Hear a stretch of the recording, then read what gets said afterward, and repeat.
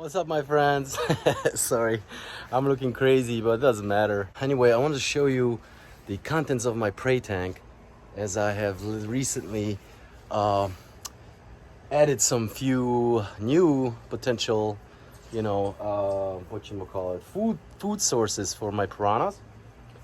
Some of them being the, chub that we catch in the creek, and bluegills and sunfish, and now I have a trout, a live trout. One of the first ones I caught. It's been like 2 weeks. She's still alive, doing well. So real quick, I want to show you my prey tank and how I keep it stocked. So here it is. Basically, I placed these boards here because I wanted to keep the raccoons out. But real quick, I'll show you what's in here. See, there's the trout, and there's some bluegills and some chubs. I believe there's one sunfish. He's right there by the filter. And yeah, we have pretty good, stock of fish here, decent size and variety. So yeah, as you can see, prey tank is definitely a helpful to always source some fresh food for the piranhas. I'm not sure what he's even doing, but Zar, what are you up to? So there it is, my friends. Quick update on the prey tanks situation and basically the maintenance and upkeep that it takes to keep piranha properly. You can argue with me that there's other hobbyists that successfully keep piranha, feeding them pellets and whatnot. All for it. If that's what you like to do. I mean, some people like to take care of prisoners, like prison warden or something like that. And maybe a calling, I have no idea.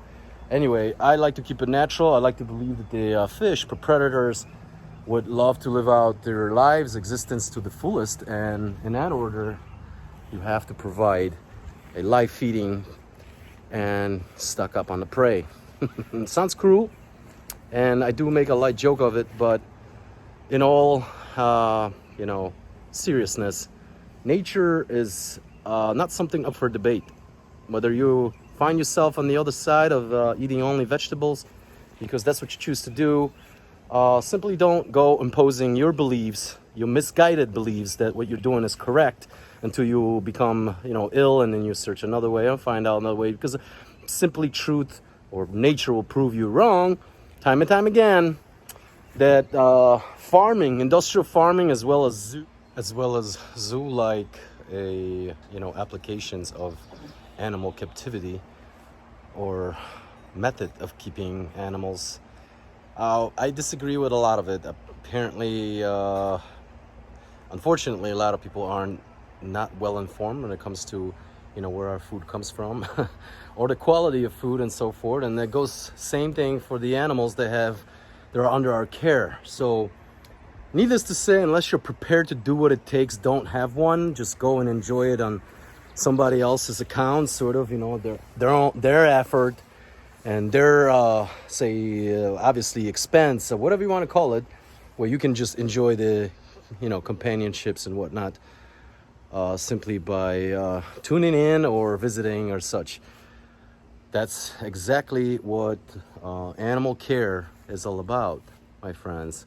It's not about what you think is right, but what is appropriate on biological level first and foremost, because as I said it before, the animal can't do it himself. You're keeping it captive. So you got to do it. You got to be the right parent. So, in addition, today we're going to have visitors. My buddy Quincy with his dog Nala are going to stop by, and we'll probably just hang out, go play in the creek, and so, let them enjoy the outdoors, uninhibited outdoors out here by our house. And more or less always appreciate the intermingling, socializing. All of this is super important to all of us, as well as our pets. So don't shy away, even though you have been told to quarantine. Whatever. First time I've seen healthy people being quarantined, but hey, called me crazy, science. Anyway, I'm gonna go check on the other occupants, and and we'll get right into it. But more or less, the prey tank and its functionality, as I said before, the pluses or benefits of having one. The power of raw. So here, Guys, sit. Yep. Check this out. Just a little chicken paw raw, frozen. I keep them in the freezer, and everybody gets it. I usually do it in accordance, so they understand that I run the show, not whoever gets first. So I give you the weakest one first. Good boy. And then the guest, and then the brute. So everybody's happy and they get a little treat. That's the way to kind of gain control and get the respect at the same time, because you're giving them awesome, yummy treats. Enjoy.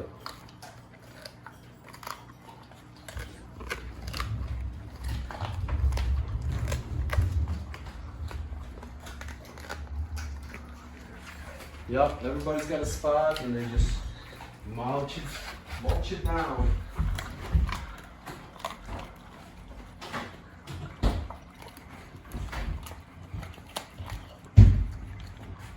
All gone?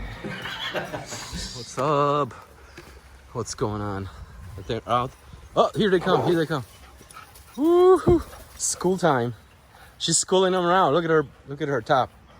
It's a female. It's Nala. We believe she's a Ridgeback, German Shepherd, or something like that mix. She's looking more Reggie to me, but, and our bully, our little pit bull pup, Runt, Czar. Where's Zulu? Zulu's in the creek. Hi, Quincy. That's my buddy Quincy. And yeah, and we are glad, very happy for the visitor. Was a visit all the time, whenever we get a chance to hang out and, you know, enjoy time together, right? It's good times. That's it. We outside, we with the dogs. I wanted to introduce you to Quincy because Quincy is not only a guy like myself who uses logic and such, but he's also a new member, a pack member of a dog. It's the first time he's acquired a dog. Mm-hmm. He saved a pup, female, Nala, and he put her on a raw. 4 months old. 4 months old, I started off fostering. I was fostering her for a while, and then after a while, you know, I don't know if any of you guys ever fostered that you calm down, that you start to like, but it becomes less of a foster and more you're adopting it, and that's what happened with me. That's exactly what happens. You that's bond. What happens. You bond with them, and hey, through good feeding. hey. Oh, he's trying to steal her thing. Yeah, hey, hang on 1 second. We got to resolve this. Anyway, so Quincy is, like I said, a new member in the animal pack family, because that's what it is. It becomes your family. You know, your dog, your companion. He relies on you, and then ultimately you bond with this animal, with this, with his presence and her presence, to be, to basically to become a family member. But yeah, Quincy tried out right away. He went with the raw method, as we saw the results with Zulu, and I gotta tell you, she's spectacular. She's only 2 years old, but she's dominant, she's capable, and physically fit. I mean, simply, I want her to come here. Hey, hi, you see her? She is simply amazing, and she's really, really in tune with the family. Not only that the feeding allows her to be the best she can be, but she also behaves in a very calm demeanor, very, as you can see, agreeable, pleasing. So there's many benefits of raw feeding. And Mr. Quincy has tried it all. Mr. Quincy is in more advanced level, where he prepares his own food, and Nala knows exactly what she needs to feed on, so there's no supervision to it. The diet is self-regulating, meaning the dog will eat when it's hungry and then not when it's not. So you have to kind of be a little less emotional about starving. You don't want to call it starving. You don't want to call it starving, but it's something that all of us, not just the dog, should participate in. And it's simply, because the raw dog food is high nutrients. That's right. It's meats. It goes back to that. You and I could eat. You don't need as much. You don't, kibble, you pour it in, and I'm not downplaying kibble, whatever, but you all know, but raw, speaking on the raw, you don't need as much, high in nutrients. So therefore, what I would call a day of, you don't need as much to help yourself digest, if that's, if that makes sense. You're not starving your dog, you're just saying, hey, chill out. And you can even look, for me, it's the best time to start training when she is hungry, to say, hey, sit down, be quiet. And she's right there like, oh, please. So you can use it to an advantage however you want it, but a day of not eating, I mean, all of us could benefit. I could benefit. All of us could benefit. Absolutely. You know what I mean? Absolutely. We could benefit. I mean, there really is no reason to try to upsell it. Yeah. Just sort of observe the effects. This is new to a lot of people, so don't feel like you're, oh my God, how this is gonna. The dog will let you know. She's full, she won't need to eat.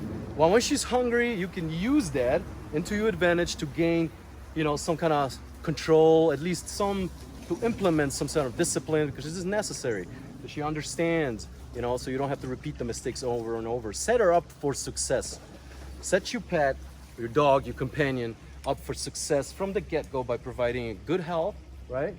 A great environment, not to mention gaining some mechanisms of control. It sounds kind of, you know, rough, but starving a dog isn't rough. It's just nature. And somebody taking control and leading the pack, you being an alpha, is also a necessary mechanism in animals that live in social structures. Hey, you can even think of it like this. This is a great way to put it, you know, for no-vice people like myself when I started. If your dog, who you're feeding raw anyway, if you imagine your dog being in the wild, you got out the house for 3 days, and your dog is gonna get hungry, and he's not gonna catch food, or she's not gonna catch food every day. There's gonna be a day she's gonna be out there like, oh my goodness, I'm hungry. I mean, you can look at Animal Planet and lions. I think it's over 80% of the chases they don't catch. So they don't. The catches you see a lion eating. We're talking about cats versus dogs, but I'm just saying, animals don't eat every day. They simply don't succeed every day. It's not like at home where you just reach into the meat locker and there it is, bunny waiting for you. Anyway, applying those certain mechanics, or, you know, well, let's just say the blueprint of how natural world works in your favor, and especially in favor of the dog. I know I haven't really showed you, but there's a creek behind me. They are running through the creek, cooling off as the weather is nearing 90 degrees today, and it's only like 10:30, 11. So we'll just letting them decompress, run around, do what they can't really do in dog parks nowadays, or in most places. Let's be dogs, just run around chasing frogs, for instance. Zulu's newest occupation, frog hunting. This guy is just, every time they launch into the water, he chases them, so whatever. Thank you so much, my friends, for, you know, attending one of our pieces again, one of our editions. I appreciate your spending the time and attention, and the questions and the feedback. It really helps. And if you have any more questions in regards to raw feeding or anything, you know, the switching, the regimens, blah, blah, blah, it's all really easy, really simple. Simpler than you think, and you have to do a lot less than you also, you know, may at first feel like this is gonna be a huge chore. It is nothing else than what you do for your own kids, simply feeding them better than worse food. Food that's very nutritious and a food that is very attainable. Thank you so much. Until next time, my friends.